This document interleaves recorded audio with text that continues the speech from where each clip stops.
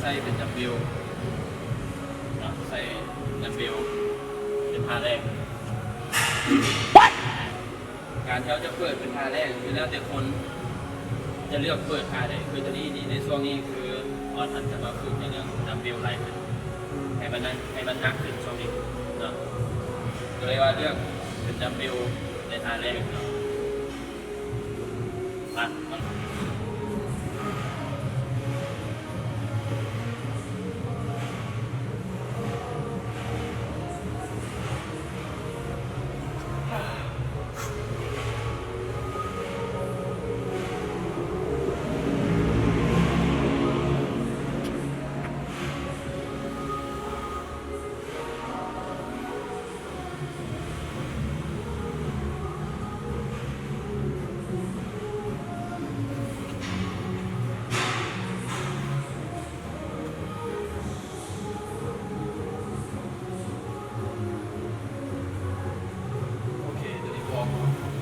นอน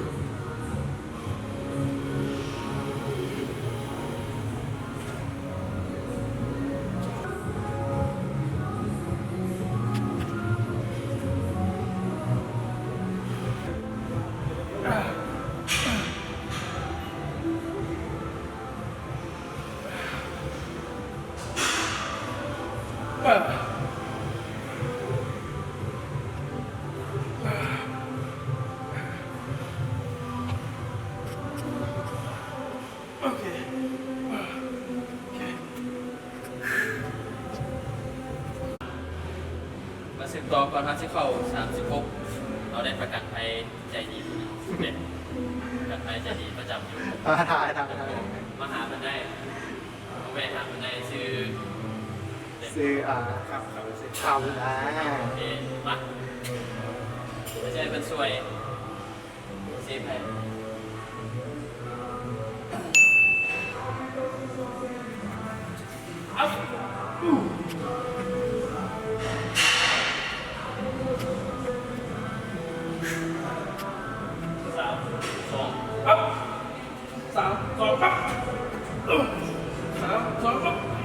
โอเค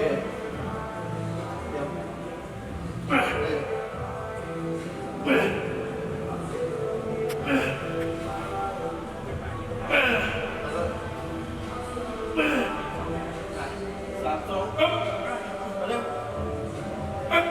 โอเค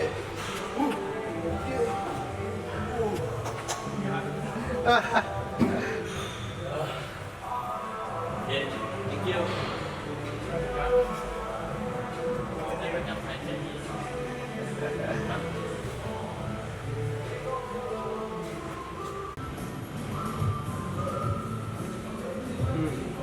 ให้ขอน้ โอเคเมื่อกี้ทำบิดก็ถือว่าจบไปแล้วสำหรับโมไลนาที่เขาใช้ดับเบลวันนี้ก็ถือว่าสูงสุดประมาณ36โอเค36เนี่ยมันต้องมีผู้ช่วยแล้ว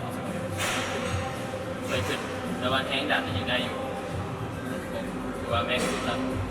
เอาไว้เบิ่งวันคลิปต่อไปเขาซีเพิ่มขึ้นได้ด้วยว่าลินด้วยตัวเองได้บอ36เนาะอันนี้ก็ฝากติดตามเนาะวันนี้อันที่2เขาก็มาซื้อต่อใส่เป็นเครื่องอันนี้เป็นเมชินชนเดอร์เพสใส่เป็นเครื่องเมชินตัวนี้เขาจะเน้น3-4 เซนเน้นโฟกัสออกมาเลยโอเคเดี๋ยวมาเบิ่งกัน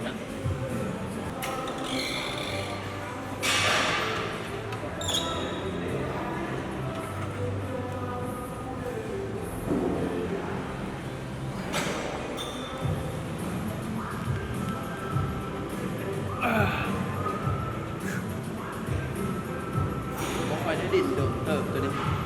เป็นพวกเบชินมันได้ดินเติบตัวนี้เอาวอร์มได้หนึ่งฝากดิน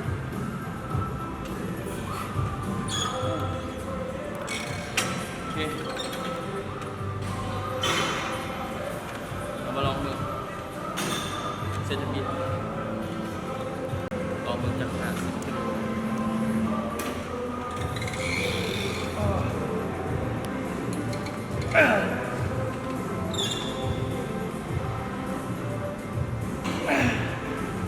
เป็น พวกเมชีนนี่พยายามดินซ่าๆโฟกัสเอาตัวนี้โฟกัสซ่าๆโฟกัสซ่าๆ What the fuck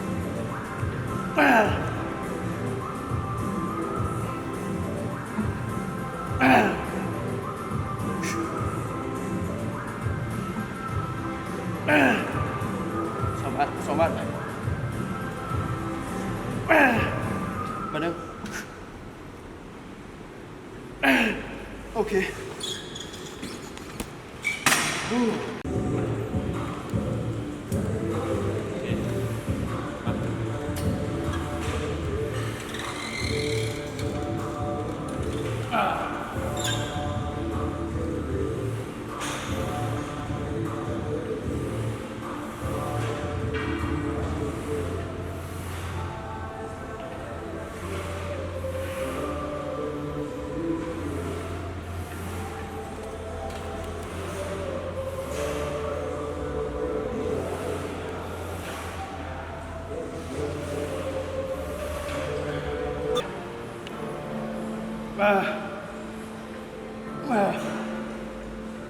โอเค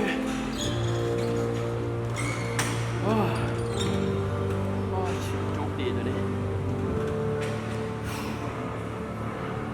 วอดดีตัวนี้รู้สึกว่าโดนเต็มๆตัวนี้เต็ม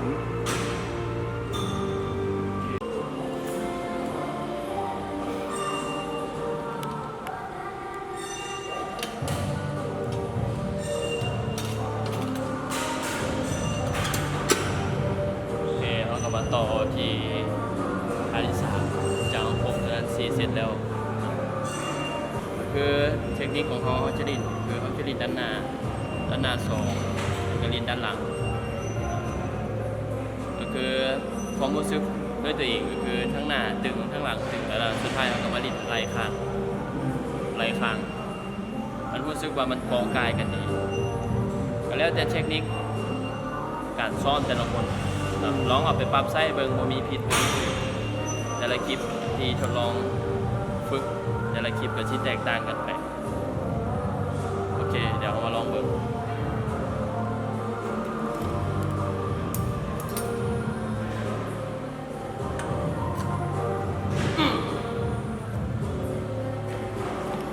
เก่าซ่าคือเก่าโฟกัส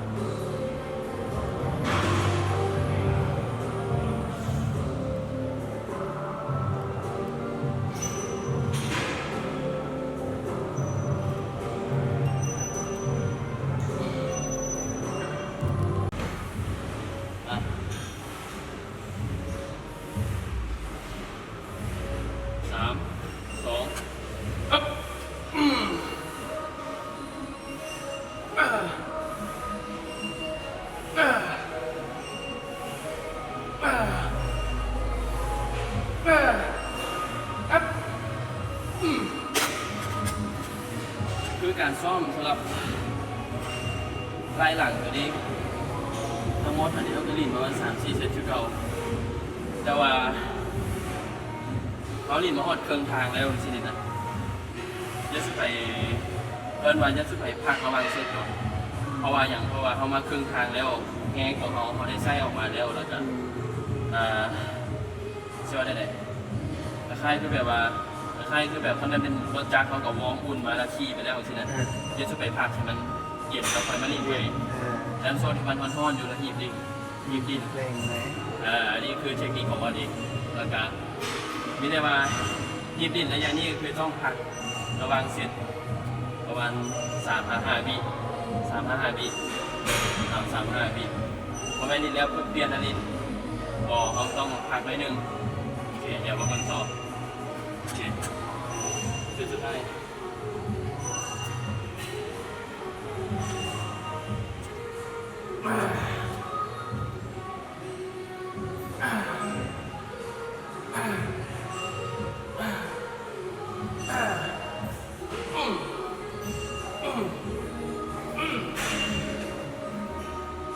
โอเคมาชก ได้ปะ เดี๋ยวในอีกท่าหนึ่ง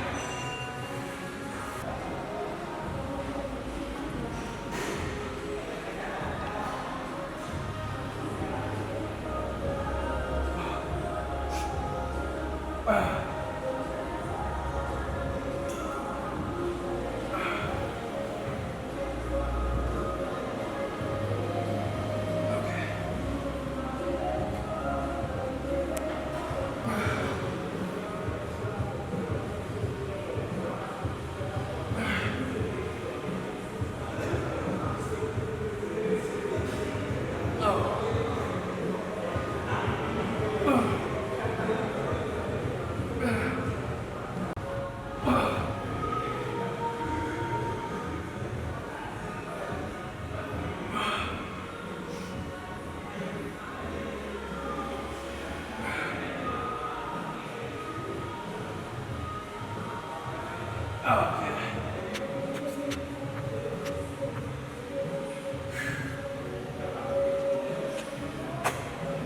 อเค